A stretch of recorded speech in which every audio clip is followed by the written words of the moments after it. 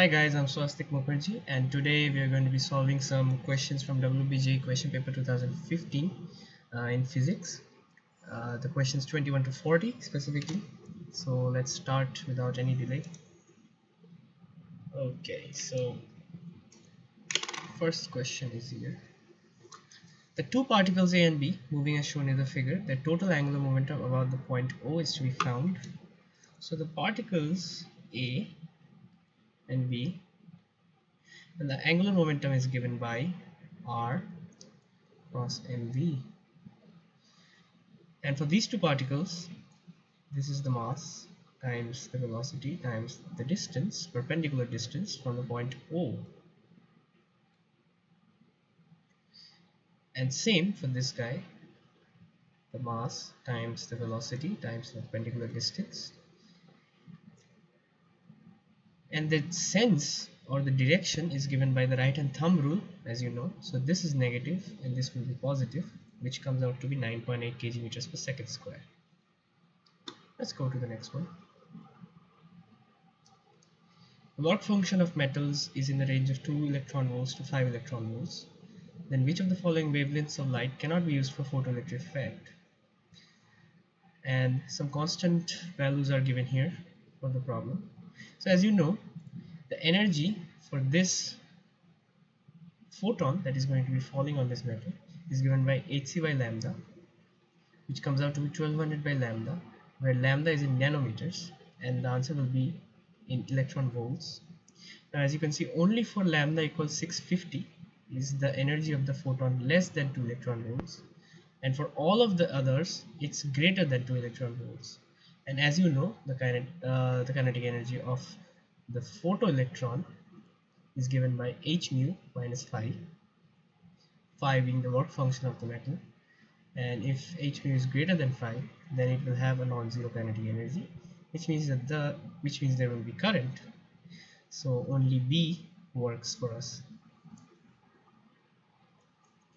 A thin plastic sheet of refractive index 1.6 is used to cover one of the slits of a double slit arrangement.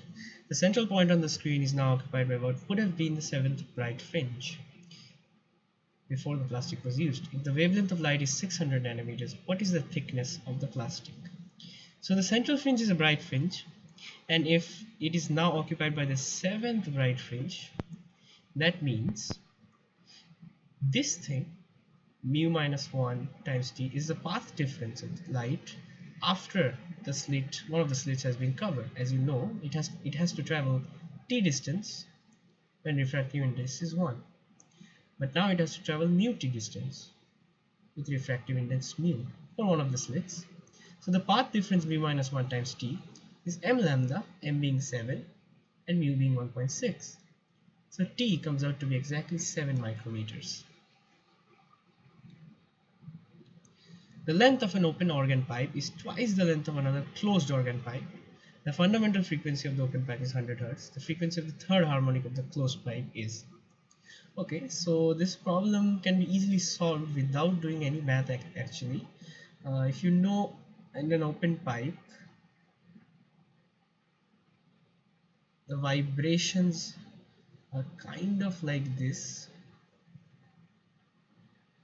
where the amplitude is highest in the open organ because it's open, and because sound is longitudinal, the pressure will be highest in the ends. Similarly, in a closed pipe, pardon my drawing here a little bit,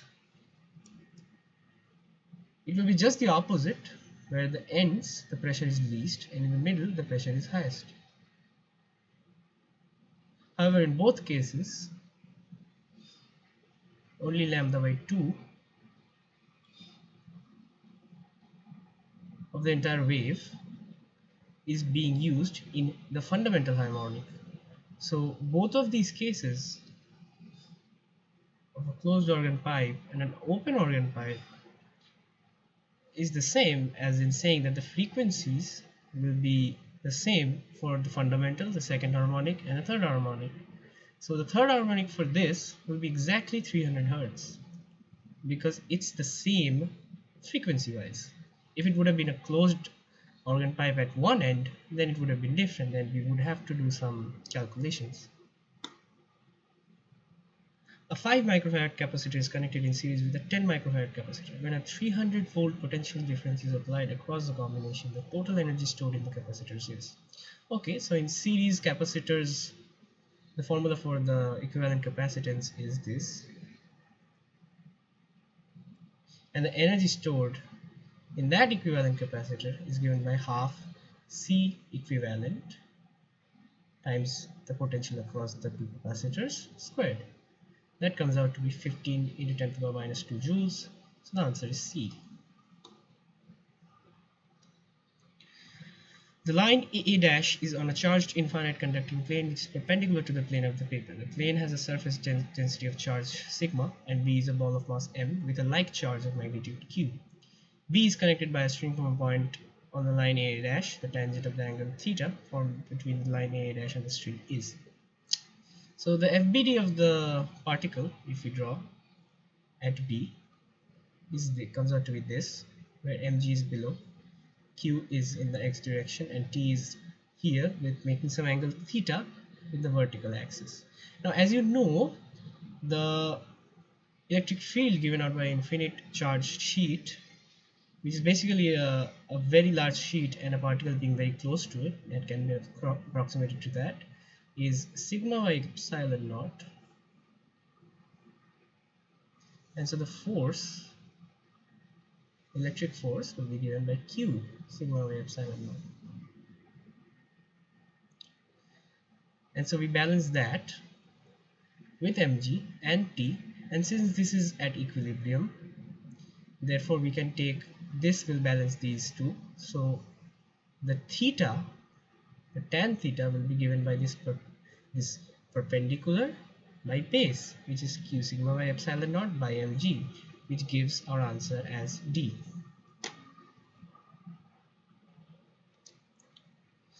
The current I in the circuit.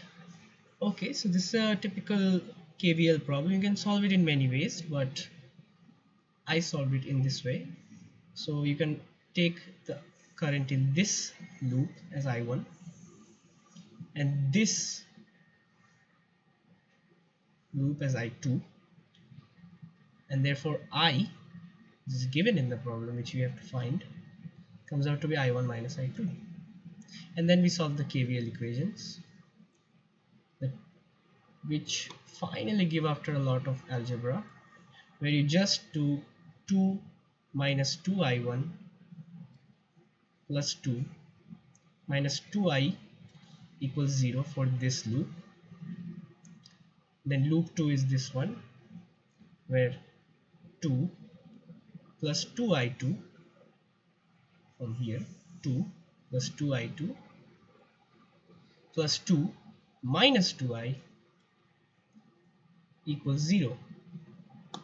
And from these two equations,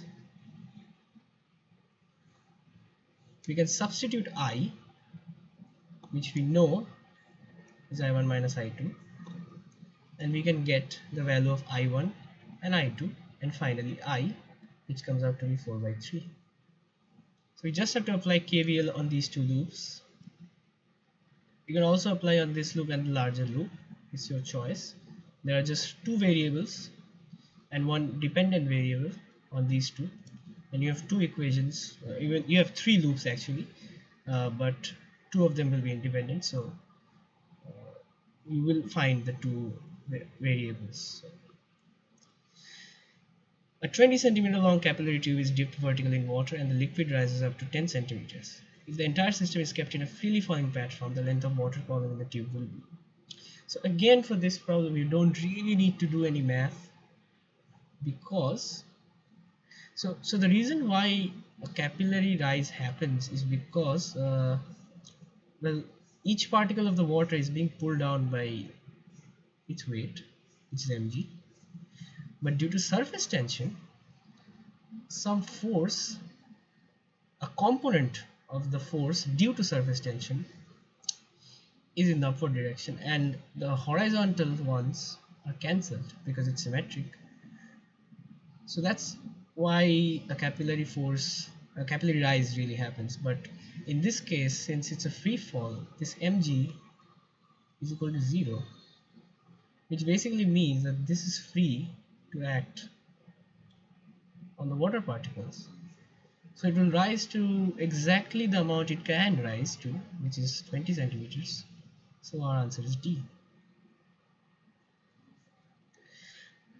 A train is moving with a uniform speed of 33 meters per second and an observer is approaching the train with the same speed.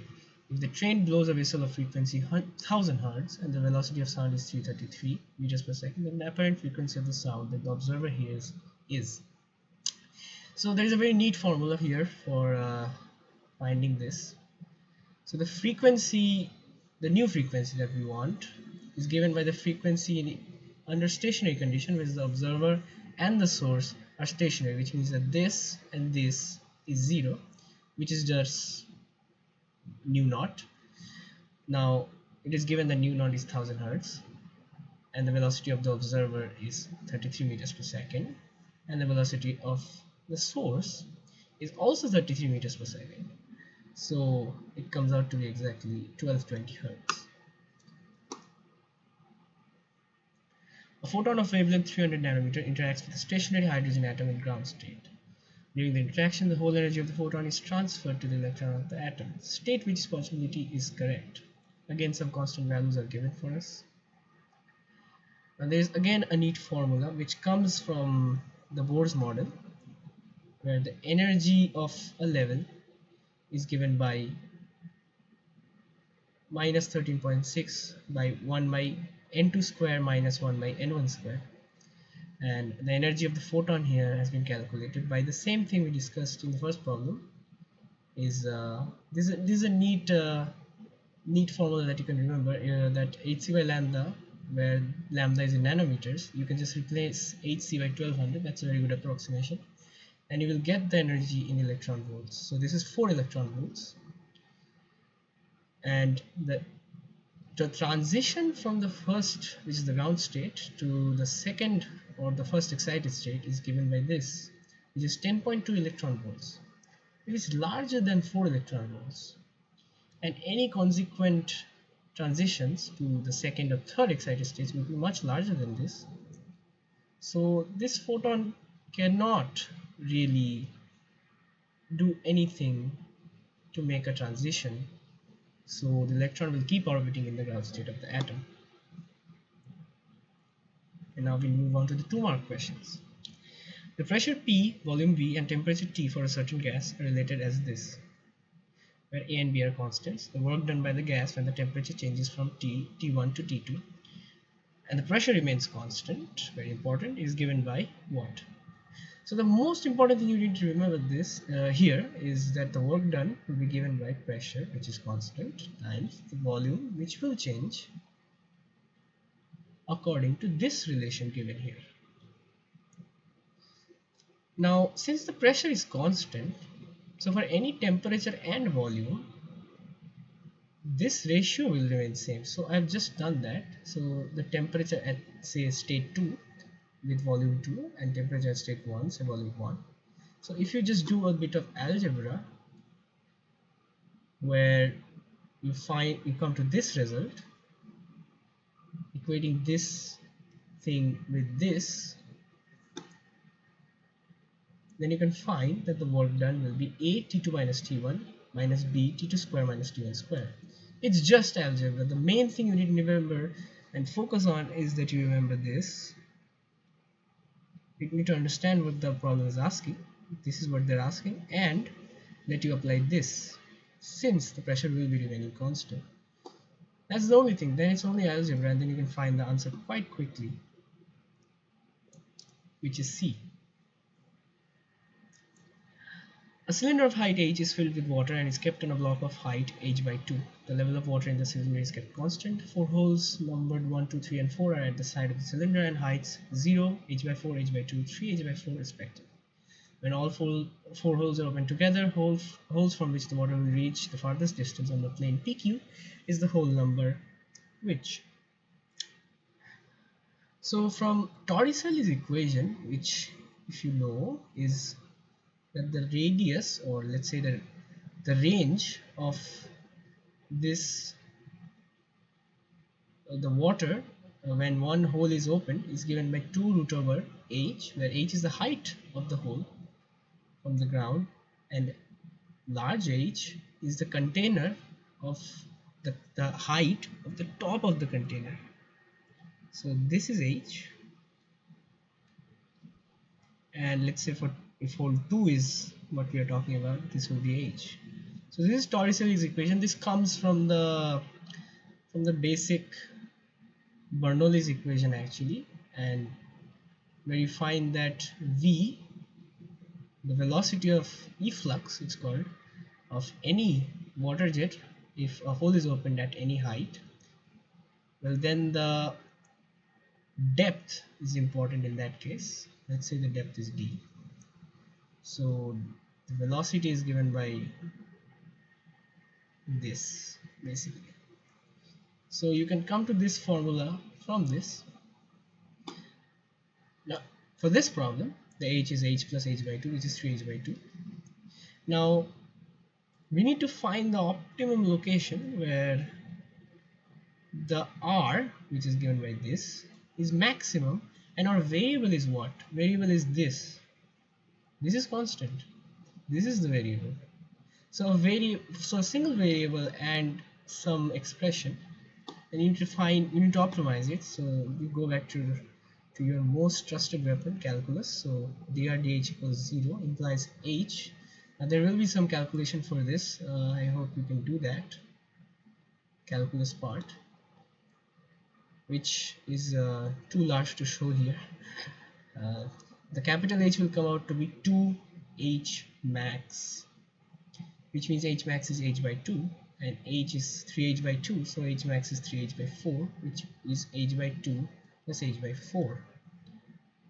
Now since the distance of the bottom of the cylinder is h by 2 and it's h by 4 from here, and we know that the second hole is at h by 4, so our answer is 2.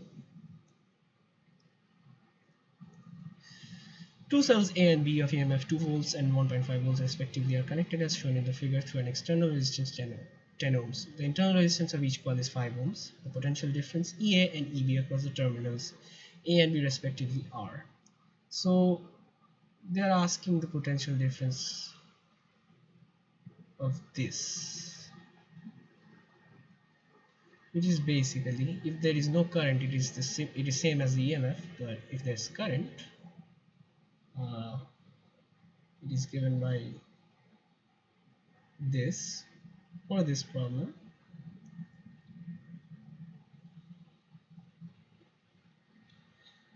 You can calculate the I, as these are all resistances in series and these voltages are opposite. So 2 minus 1.5 by 10 plus 5 plus 5, this is 10 ohms, which comes out to be 1 by 40. That's the current flowing in the circuit, which is a series resistance circuit.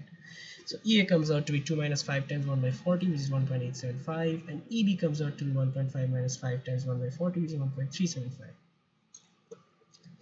which is the option D. So as you can see, the problems are minimal calculation, actually mostly calculation, but minimal concept, basic concept application. You just have to be very sharp and aware of what you need to apply.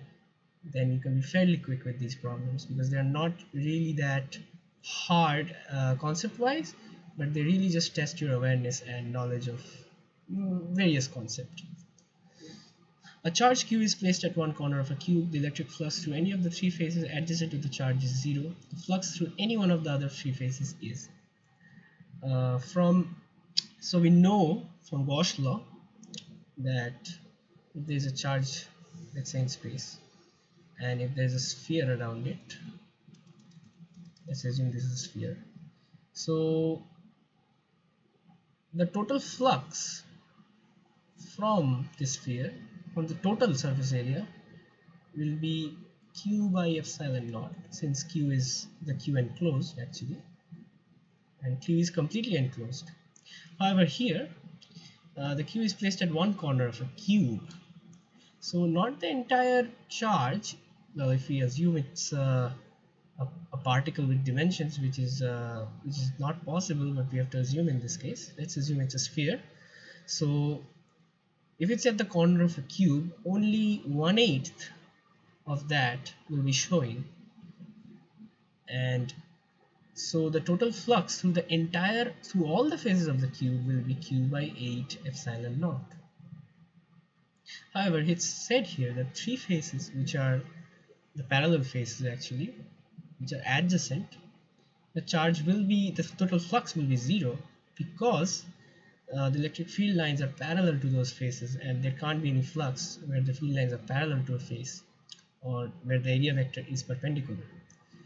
So the flux through the other three faces is q by 8 epsilon naught, and those three faces are symmetrical because it's a cube. So it will be equally distributed, which means that it will be q by 8 times 3 is q by 24 epsilon naught. So in the circuit shown below, the switch is kept in position A for a long time and is then thrown to position B. The amplitude of the resulting oscillating current is given by. So the significance of this long time and stuff is given to show that this capacitor is charged fully, enough time for this capacitor to charge, which will contain a charge of CV, CE in this case, which means it will have an energy of, let's say energy, it will have an energy of half CE squared. And after it switches, since there is no resistive element in this part of the circuit, no energy will be lost, energy will be lost, and it will just oscillate in the form of magnetic energy in this inductor and electric energy in the form of electric field actually, electric field density in this capacitor.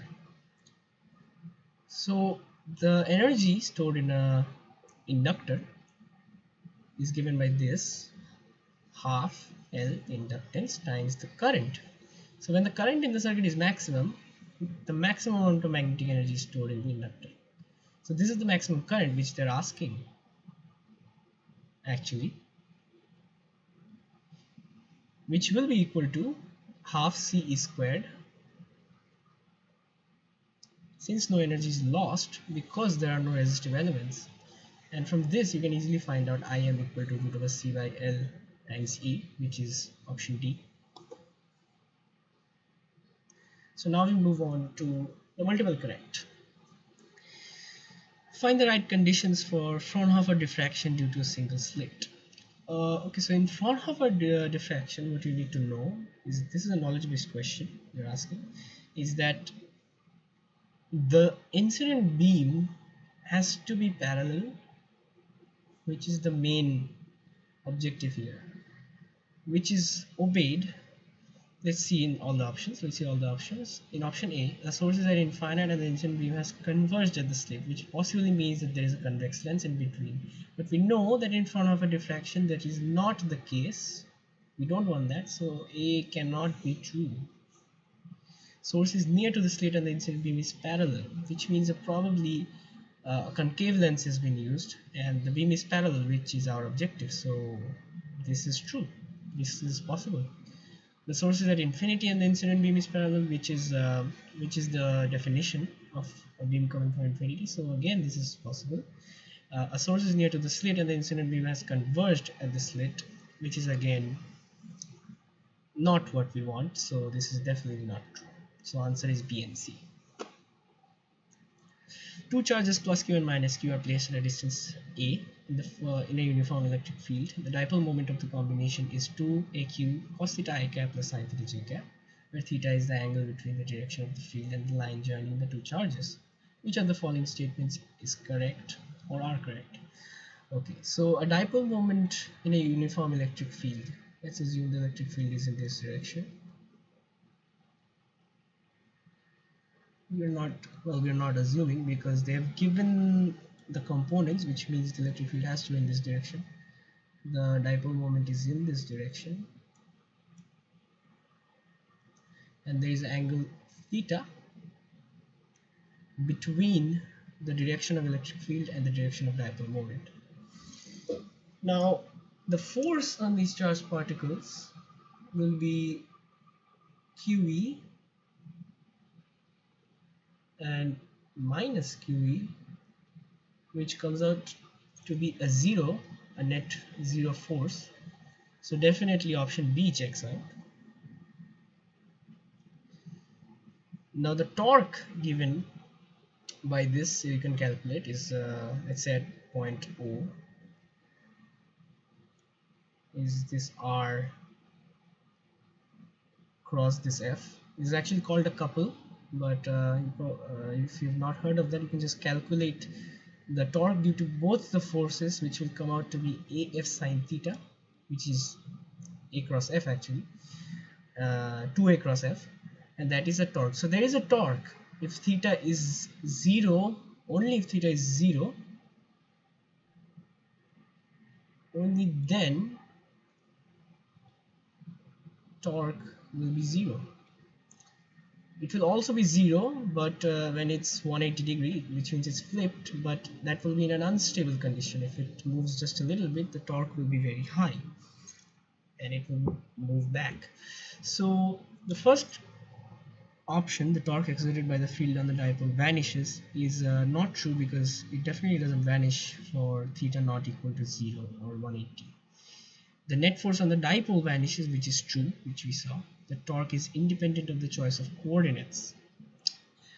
Okay, so if you just parallelly shift this dipole moment, let's say it's here right now, and if you shift this here, the same torque will be applied to the body, but its position has changed.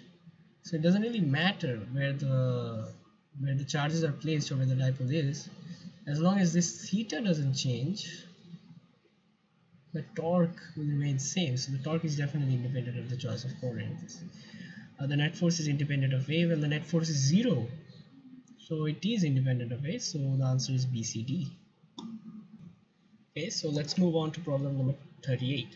Consider two particles of different masses. In which of the following situations the heavier of the two particles will have a smaller de Broglie wavelength? So the de Broglie wavelength is given by lambda equals h by mv, where m is the mass of the particle and v is the velocity. So in first case, both have a free fall through the same height, which means so for any mass falling in a free fall, the acceleration due to gravity is the same, which means the velocity of those masses will be the same, which means that lambda h by lambda L, where h is the heavier and L is the lighter, will be the inverse ratio of their masses, which means ml by mh, which is less than 1, which means that the wavelength of the heavier particle is smaller than the wavelength of the lighter particle. So option A checks out. Option D is the same as option A, or the principle is the same, because if both move with same speed, then just like this case A we saw, the particle which is heavier will have the smaller wavelength. So option D also checks out. So if both move with the same kinetic energy, half mh vh squared is equal to half ml vl squared, then from that we can get that the velocity of the heavier by the velocity of the lighter particle is root over ml by mh, which is less than 1, and the root of that will also be less than 1, so this is less than 1. Now if we multiply mh on the numerator and ml in the denominator, we get root over mh by ml, which is greater than 1, which means now since lambda by this, which is the momentum of the particle, gives us the de Broglie wave, since the Planck's constant by the momentum gives us the de Broglie wavelength, so lambda h by lambda L will again be less than 1, which means lambda h will be less than lambda L, which means this also checks out. So ABD is our answer.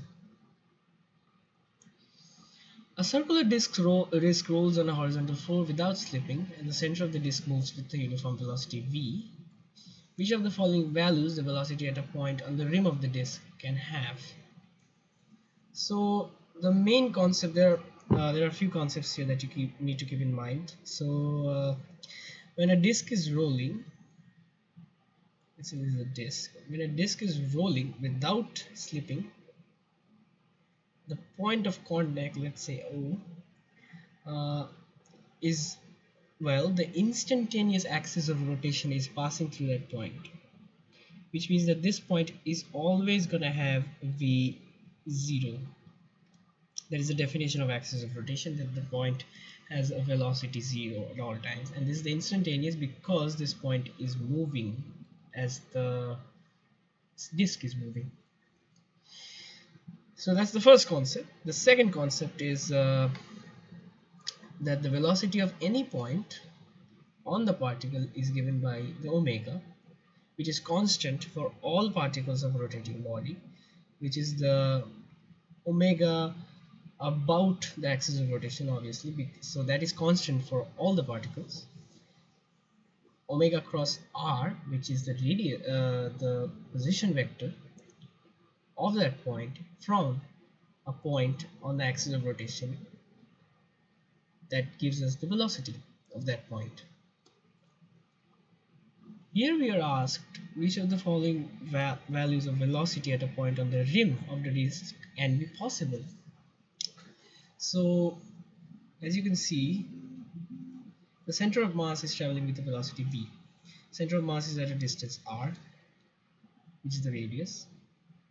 So this is, let's say, the distance from the point O, and this is the omega, and this is sine theta, which is the angle between that position vector and the axis of rotation passing through O, which will give us which is basically the writing down of omega cross r. So the point directly above O at this instant is 2r, and this is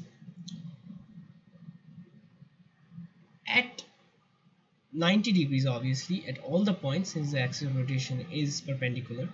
So this is given by r times 2r times sine theta, which is 1. So this is 2v, which means that point A, let's say, is traveling at 2v velocity in the same direction as v, which is very important because that is what's asked here. Because any other point, any other point will definitely not have 2r as distance, so 2v is definitely, the value magnitude 2v is not possible. So c is only possible here, and 0 of course is possible only at the point which is passing through the axis of rotation, which is the point which is connected, which is touching the surface. However, if you look at options A and B, there is v and there is minus v, and any other point, although can have magnitude v, will never be in the same direction as the VCOM, or the center of mass, or the velocity which is in the direction, the center of mass velocity's directions, basically. So they will always have a component which is not in that direction, which is why A and B are not possible. This is purely due to the nature of the direction of cross product of this cross product. So only these points can have a velocity in the same direction, and 2v is possible, VCM is possible, and anything in between is possible for these particles, which will be in the same direction. But any other particle apart from this line will have a component in some other direction, which is not what we want. So now let's move on to the next question. A conducting loop in the form of a circle is placed in a uniform magnetic field with its plane perpendicular to the direction of the field. An EMF will be induced in the loop if. Okay, so the basic concept here we have to apply is Faraday's law, which is given by the EMF induced in a closed loop is given by the change in magnetic flux through that loop with time. is the rate of change. So let's imagine this is the circular loop, pardon my drawing, and a magnetic field, a uniform magnetic field exists, which passes in this direction, let's say, which is perpendicular to the plane of the loop. Now let's examine the options. So the first option says that it is translated parallel to itself. Well, if you move the loop around, let's say in some direction, the area remains same, and the uniform magnetic field will have a strength for each point that also remains same. So the amount of flux line passing through this loop will never change. So this will be 0. So there is no EMF. So option A doesn't work. It is rotated about one of its diameters. Now the diameter, let's draw the loop once again. The diameter, let's say this diameter, if it's rotated about this, that means that the loop is going out of its plane and it's changing the plane, which means that there will be some component of the magnetic field that will not cut the plane, and at some point, if it's at 90 degrees, let's say the plane it's shifted its plane completely by 90 degrees, then no flux line will be passing through the loop, which means that there is definitely a change in flux, which means there is an EMF developed which is not equal to 0. So B checks out. Option C says it is rotated about its own axis, which is parallel to the field. Okay, so an axis parallel to the field is an axis which is perpendicular to the plane of the loop, which means let's draw case C. So let's say an axis passing through here. So if it's rotated about this, again the same thing, the uniform magnetic field does not, the strength does not change wherever you go, and the area does not change. So the flux does not change. There is no d phi dt. So again, no EMF is introduced, so C does not check out. Option D says the loop is deformed from the original shape, which basically means that the area is changing now. They're doing nothing but changing the area, and if they change the area, there is definitely again a changing flux, which means d phi dt is non-zero, which means there is an EMF. The option D checks out, so answer is BD. So that was it from my part, discussing a few questions from the physics paper 2015. As you can see, the pattern of WBJEE is basically checking lots of concepts, formulas, and if you know them, it doesn't really ask many complicated questions, multi-conceptual questions, pretty straightforward, but you really have to be aware and sharp while giving the exam, because there are lots and lots of concepts, huge syllabus to cover, obviously. So keep in mind the formulas, keep a cool head, and it will be no problem. And good luck for your exams.